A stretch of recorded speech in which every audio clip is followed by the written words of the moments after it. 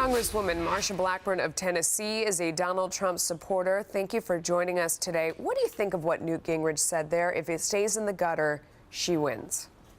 I think Newt Gingrich is exactly right. And everyone knows that Bill Clinton has his share of problems with personal relationships. So let's not make Hillary the victim here.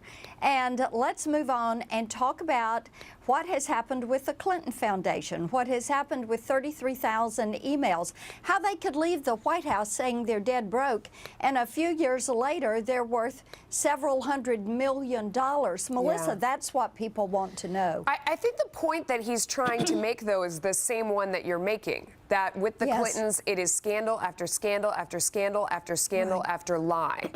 And that he's saying, do you remember all of this? These were some of the scandals and the lies. Do you want to go back to that? That's an effective point, no? That is a very effective point because they have such a history and a legacy of changing the rules, bending the rules, working to suit themselves, living by a different standard and a different set of rules. They don't want the scrutiny that other people have.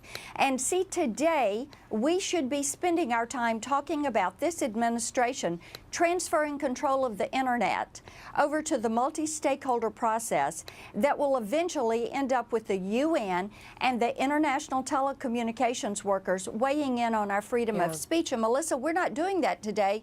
We're talking about other things. These are important issues: national security, jobs and economic security. Those are strong suits for Donald Trump. Well, people won't change, and the Clintons are the status quo, and it is their version of the status quo.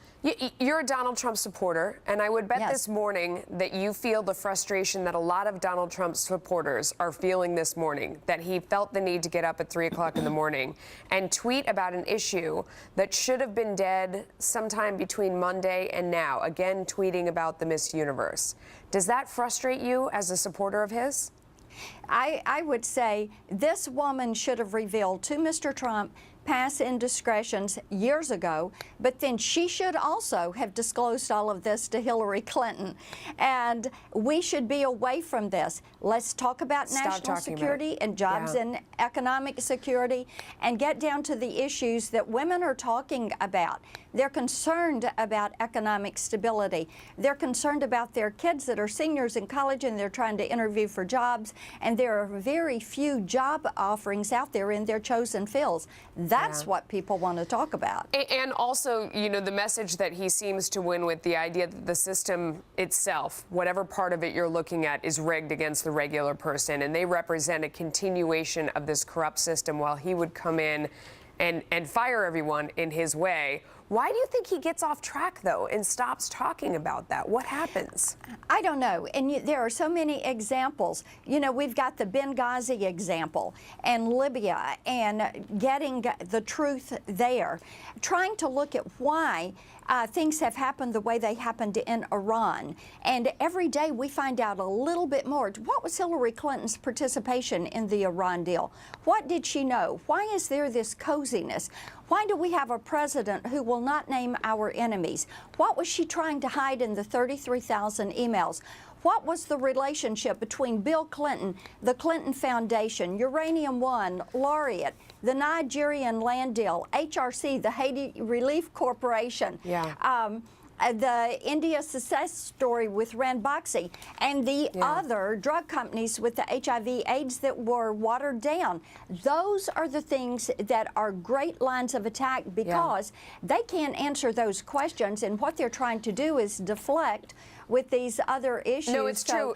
Don't even go there. And let me ask you, because you're terrific at staying on message with what you want to say out here, and you could give him some advice on doing this. In the end here, as we come into the home stretch, when you talk to your colleagues in Washington, what are they saying about this election, and what do they think about what Donald Trump is doing and saying? What's the conversation like?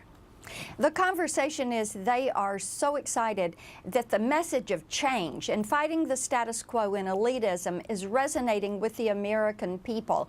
Even today, the LA Times poll, Trump is up 5 points, Melissa, and they want us to stay on that message. They want Mr. Trump to stay on that message. They want Mike Pence to stay on that message. Yeah, and stay disciplined. Thank you for coming on today. We appreciate it. Have a fantastic weekend. You too. 20 past the hour now. USA Today doing something it says it's never done before.